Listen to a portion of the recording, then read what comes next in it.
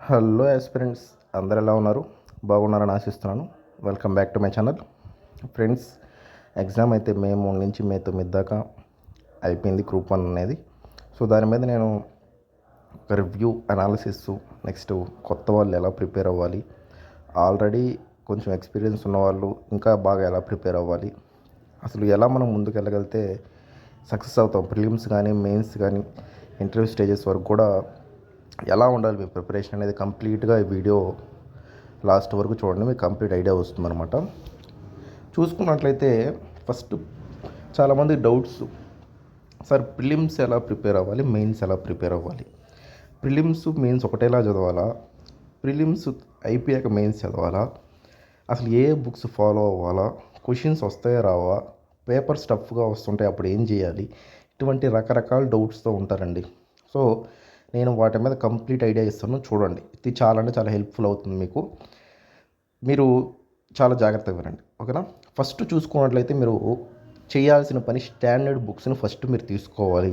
Standard books అంటే ఏం sir అంటే, ఇప్పుడు పాలిటీకి లక్ష్మీకాంత్ తీసుకోవాలి, మెయిన్ మ్యాక్సిమం క్వశ్చన్స్ దాంట్ నుంచే వస్తాయి. నెక్స్ట్ హిస్టరీకి మోడర్న్ హిస్టరీకి స్పెక్ట్రమ్ కానీ, లేదా మీరు చదివే సోర్స్ ఒకటి, నేనైతే స్పెక్ట్రమ్ చదువుతాను.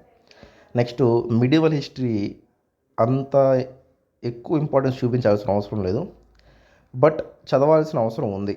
అంటే ఇప్పుడు మొఘల్స్ కానీ, ఢిల్లీ సుల్తానేట్స్ కానీ, విజయనగర ఇవన్నీ ఉన్నాయి కదా, సో చదవాల్సినవి కొన్ని ఉంటాయి. అప్పుడు అక్బర్ గురించి, ఆ రిలీజియస్ పాలసీసు, నెక్స్ట్ ఆయన ఏం చేశాడు, ఆయన కట్టిన కన్స్ట్రక్షన్స్ కానీ, నెక్స్ట్ అట్లా వాళ్ళ కొంచెం ఇంపార్టెంట్వి ఉంటాయి.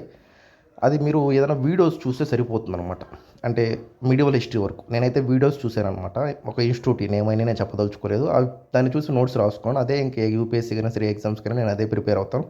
మ్యాక్సిమం అన్నీ కవర్ అయ్యే విధంగా ఉంటాయి అనమాట. అంటే కొన్నిసార్లు ఆథర్స్ అడుగుతారు, అంటే ఇప్పుడు అబుల్ ఫైజీ రాసింది ఏంటి, అక్బర్నామా ఎవరు రాశారు, ఇట్లాంటి కొన్ని ఆథర్స్ అడగొచ్చు, లేదా కన్స్ట్రక్షన్స్ అడగొచ్చు, లేదా ఎవరి టైం పీరియడ్ అడగొచ్చు. సో అవన్నీ మీరు కొంచెం ఆర్కిటెక్చర్ మీద, లిటరేచర్ మీద, పాలసీస్ మీద, అడ్మినిస్ట్రేషన్ మీద ఫోకస్ చేయాలి మిడివల్ హిస్టరీ వరకు.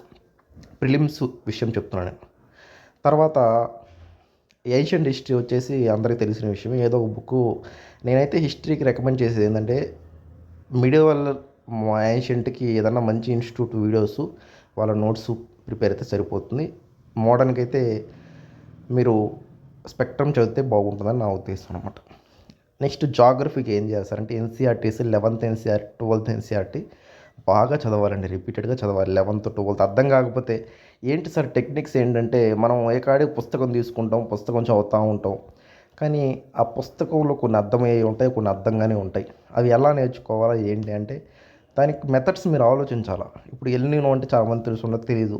అసలు ఎల్నినో ఎందుకు వస్తుంది, అసలు వస్తే ఏమవుతుంది, అసలు అది ఎవ్రీ ఇయర్ వస్తుందా, అసలు అది ఎంత ఇంపాక్ట్ చూపిస్తుంది, రీసెంట్గా ఏమైనా ఇంపాక్ట్ చూపించుందా మన ఇండియా మీద, దానివల్ల అగ్రికల్చర్కి ఏమైనా ఎఫెక్ట్ ఉందా, లేకపోతే రెయిన్ఫాల్ ప్యాటర్న్స్కి ఏమైనా ఎఫెక్ట్ ఉన్నాయి, అన్ని డైమెన్షన్స్లో మీరు చదవాలి ఒక చదివేటప్పుడే ఒక కాన్సెప్ట్ని.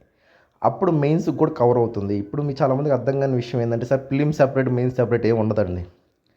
నేను నా ప్రిపేర్ అయ్యే విధంగా చెప్తున్నాను. మెయిన్స్ ప్రిలిమ్స్ ఇంటిగ్రేట్ చదవాలా, కొంచెం డెప్త్గా చదవాలి కాన్సెప్ట్స్. ఇప్పుడు మాన్సూన్ ఉంది, చిన్న ఎగ్జాంపుల్ చెప్తున్నా. మాన్సూన్స్ ఉన్నాయి మనకి. ఇప్పుడు south west monsoons, north east monsoons రెండు ఉన్నాయి. అసలు సౌత్ వెస్ట్ మాన్సూన్స్ ఏ టైం పీరియడ్లో వస్తాయి, అది ఏ మంత్లో స్టార్ట్ అవుతాయి, వస్తే ఎట్లా రెండు బ్రాంచెస్గా వస్తాయి మన ఇండియాలోకి. అట్లా వచ్చినప్పుడు ఫస్ట్ ఏరియా ఎక్కడ టచ్ అవుతాయి, నెక్స్ట్ అది ఎక్కడికి వెళ్తాయి, అసలు ఎందుకు వస్తున్నాయి మన ఇండియా మీదకి మాన్సూన్స్, అసలు ఏంటి కారణం అనేది ఫస్ట్ మీరు రీజన్ చూడాలి. రీజన్ చూశాక రెయిన్ఫాల్ ప్యాటర్న్స్ గమనించాలి. అంటే ఏ స్టేట్కి ఎక్కువ రెయిన్ఫాల్ వస్తుంది, ఏ స్టేట్కి తక్కువ వస్తుంది ఈ సౌత్ వెస్ట్ మాన్సూన్స్ ద్వారా, అసలు డ్రాట్ ఏరియాస్ ఎందుకు రావాల్సిన కారణం ఉంది ఏంటి అనేది మీకు ఒక అవగాహన ఉండాలి ఫస్ట్.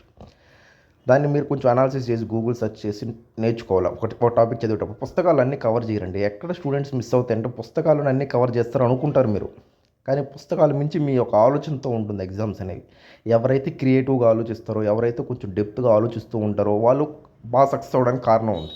అట్లా వచ్చినప్పుడు మన ఆంధ్రాకి ఎప్పుడు మాన్సూన్ ఎప్పుడు బాగా వస్తుంది అంటే, సౌత్ వెస్ట్ వల్ల వస్తుందా, నార్త్ ఈస్ట్ వల్ల వస్తుందా, అది ఎకనామిక్ సర్వేలో మీరు డేటా చూసుకోవాలి. అవన్నీ మీకు ఎందుకు సార్ చూసుకోవాల్సిన, ఫిలిమ్స్లో వస్తాయి రావు అంటే మెయిన్స్కి ఉపయోగపడతాయండి. సో కాన్సెప్ట్ ఒక్కసారిగా ఎట్లా చదవంటే, మాన్సూన్స్ ఎప్పుడు వస్తాయి, దానివల్ల ఖరీఫ్ క్రాప్స్ ఏ క్రాప్స్ ఉన్నాయి, ఏ బాగా పండుతున్నాయి, నెక్స్ట్ అట్లా మీరు అన్నీ చూసుకున్నప్పుడు సౌత్ వెస్ట్ మాన్సూన్స్ అయిపోయి నార్త్ ఈస్ట్ మాన్సూన్ మళ్ళీ రిట్రీటింగ్ మాన్సూన్స్ అంటారు. అప్పుడు కోరమండల్ కోస్ట్కి బాగా రెయిన్ఫాల్ వస్తుంది అనమాట. అక్కడ నార్త్ ఈస్ట్ మాన్సూన్స్ వల్ల అట్లా మాన్సూన్స్ వచ్చినప్పుడు మళ్ళీ మన ఇండియాలో సంబంధించిన వెస్టర్న్ డిస్టర్బెన్సెస్ రోల్ ఏంటి, అసలు వెస్టర్న్ డిస్టర్బెన్స్ అంటే ఏంటి, దానికి మనకి హెల్ప్ చేస్తుందా లేకపోతే నష్టం చేస్తున్నా ఈ మాన్సూన్స్కి ఏంటి, అట్లా కంప్లీట్గా డయాగ్రామ్ చేసుకుంటూ చదువుతున్నప్పుడు మీరు ఏంటంటే ఒక ఐడియా బాగా పర్ఫెక్ట్గా వచ్చేస్తుంది మీకు. అప్పుడు మెయిన్స్ కూడా హెల్ప్ అవుతుంది. అది చాలామంది క్లారిటీ లేదన్నమాట. పేపర్స్ చదవాలి. పేపర్స్ చదివినప్పుడు ఏంటంటే మాన్సూన్ డిలే అయిందా, ఎందుకు డిలే అయింది, కారణం ఏంటి, ఒకవేళ ఏం జరుగుతుంది అని ఆ మాన్సూన్స్ వచ్చినప్పుడు ఆ టాపిక్ మీద న్యూస్ పేపర్స్ చదవాలి మీరు. అట్లాగే న్యూస్ పేపర్స్ రీడింగ్ కూడా ఖచ్చితంగా అవసరం ఈ ప్రిపరేషన్ మీకు. ఓకేనా? సో అలా ఇంటిగ్రేటెడ్గా చదివిన వాళ్ళే బాగా బెటర్గా రాస్తారండి. అందువల్ల ఏం సార్ అంటే బిగినర్స్కి అయితే నేను చెప్పేది ఏంటంటే గైడెన్స్ మెంటర్షిప్ ఖచ్చితంగా అవసరం అండి. అంటే కోచింగ్ తీసుకోలేకపోయినా గైడెన్స్ మెంటర్షిప్ అన్నా మీరు ముందుకు వెళ్ళగలగాలి, అప్పుడే సక్సెస్ అవుతారు. నేను సెకండ్ పార్ట్ వీడియో ఇంకోటి మళ్ళీ చేస్తాను. ఒకటే వీడియో లెంత్ అయితే మరీ బాగుండదు. సో ఎవరికైతే ఇది కంప్లీట్గా అర్థమైందో లైక్ చేయండి, అలాగే కింద మెసేజ్ చేయండి మీకు ఎంత మాత్రం అర్థమైందో, కామెంట్. ఓకే ఫ్రెండ్స్, అయితే ఉంటాను. థ్యాంక్ యూ, బాయ్ అండి.